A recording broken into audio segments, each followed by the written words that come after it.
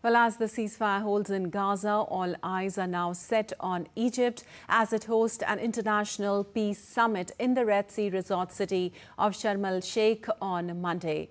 Leaders from more than 20 countries participating in the summit, co-chaired by President Abdel Fattah al-Sisi and his American counterpart Donald Trump. Meanwhile, Israel has said it will not send any representative to the peace summit in Egypt. DD India's Dheeraj Das gets you more. Egypt will host an international summit on Monday in the Red Sea resort city of Sharm el-Sheikh, aimed at finalizing a peace agreement to end the Gaza conflict. US President Donald Trump and his Egyptian counterpart Abdel Fattah al-Sisi will chair the peace summit, also to be attended by more than 20 world leaders. According to Egypt's presidential spokesperson, the peace summit will aim to end the war in the Gaza Strip, enhance efforts to achieve peace and stability in the Middle East, and usher in a new era of regional security and stability. On Sunday, the Egyptian Foreign Ministry said a document ending the war in the Gaza Strip was expected to be signed during the historic gathering. The summit was aimed at inaugurating a new chapter of peace and security and alleviating the suffering of the Palestinian people in Gaza. UN Secretary General Antonio Guterres said he would attend the summit. British Prime Minister Keir Starmer, his Italian counterpart Giorgia Meloni, and Pedro Sanchez of Spain would also be present at the peace summit. French President Emmanuel Macron and Turkish President Recep Tayyip Erdogan will also travel to Sharm el-Sheikh. Jordan's King Abdullah II is also expected to attend the summit. German Chancellor Friedrich Merz also confirmed that he will attend the summit in Sharm el-Sheikh. The European Council will be represented by its President Antonio Costa. India will be represented by Minister of State for External Affairs Kirti Vardhan Singh in the summit. But there was no immediate word on whether Israeli Prime Minister Benjamin Netanyahu would participate, while Hamas has said it will not take part in the summit. Prior to the peace summit in Egypt, US President Donald Trump will be in Israel on Monday morning and address the Knesset. He is also expected to meet with the families of the hostages. Billboards and banners thanking Trump filled the streets and squares in Tel Aviv ahead of his summit, when hostages held by Hamas for over 2 years are expected to be released under a US brokered deal. We are on the cusp of true peace in the Middle East, really for the first time in my lifetime. Certainly, these 20 hostages are going to come home to their families, George. I think this is a great moment for our country. Our country should be proud of our diplomats who made this happen. It's really a great moment for the world, too, which is why the president's going to go over there and celebrate with these hostages. But it's a great thing, and I'm very excited about it. The high-level gathering comes as Washington pushes for an agreement brokered by the United States to formally end months of conflict between Israel and Hamas, following a series of temporary ceasefires and humanitarian negotiations.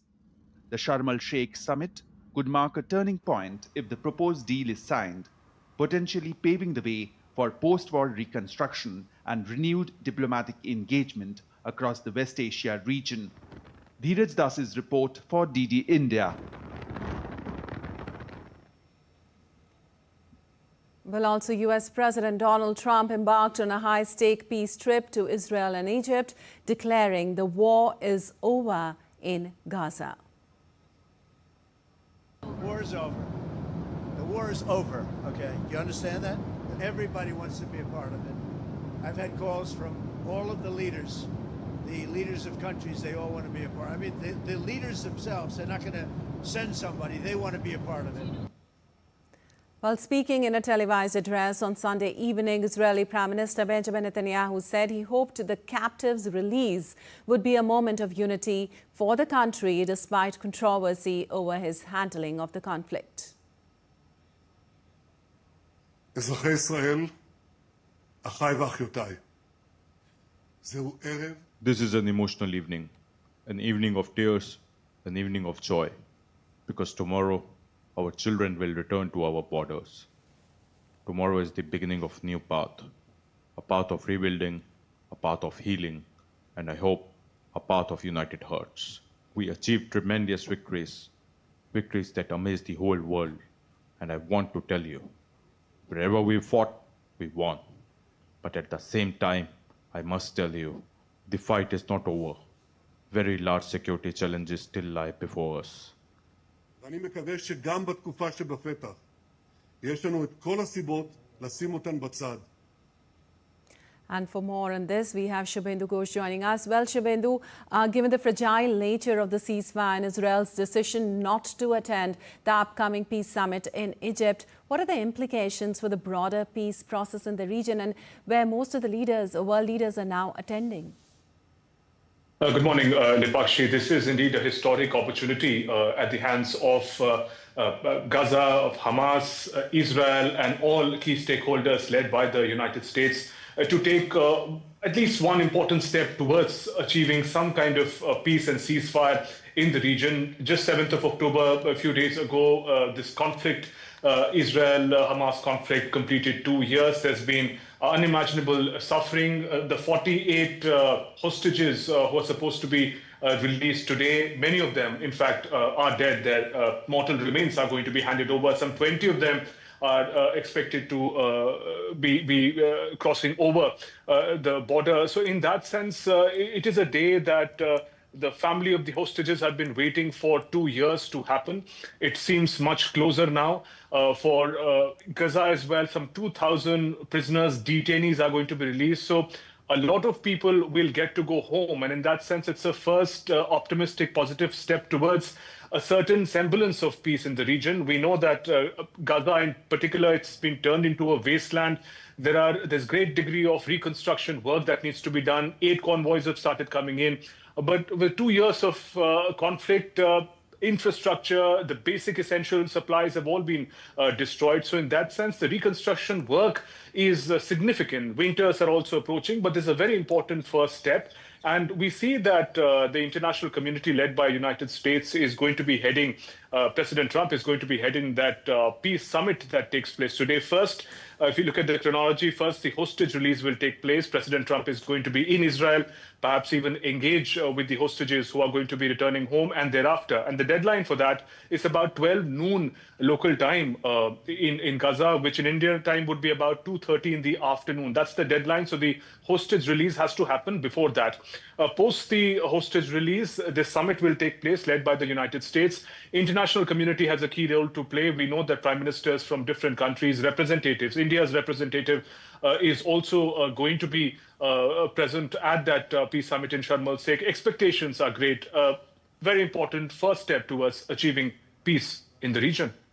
All right, indeed an important day, Shubhendu. But with the planned simultaneous release of all the hostages and the arrival of the aid convoys, what are the key challenges that could threaten the sustainability of this ceasefire moving forward now? Lipakshi, if you look beyond the immediate optimism around the ceasefire and the release of hostages and prisoners and detainees from both sides, we see that the 20-point plan, peace plan that President Donald Trump has put forth, and what is happening today is, in fact, just the first phase of that 20-point plan. There are significant loopholes, if I may use that word, also certain things that cannot be perhaps be time-bound. For example, there is a mention of complete disarmament of Hamas and their complete removal from the political landscape of Gaza and a future Palestinian state, something that Hamas has not clearly agreed to. Also, what we just heard from Prime Minister Netanyahu of Israel, he talks about significant security challenges continue to be there. Although there has been a partial withdrawal of Israeli forces from the conflict region in Gaza, but about over 50% of Gaza, there is still the presence of Israeli forces of IDF. So in that sense, the complete withdrawal of Israel from Gaza, from its day-to-day dealings in the future, there is no clear timeline for it. So barring the hostage exchange, prisoners exchange, and the immediate ceasefire, the road ahead is not very sorted in terms of what is to be achieved when and if the parties are on the same page. And that brings me to the first question. Given that there is no direct representation of either Hamas or Israel in this very crucial peace talk, also speaks volumes about the complications involved in the road ahead.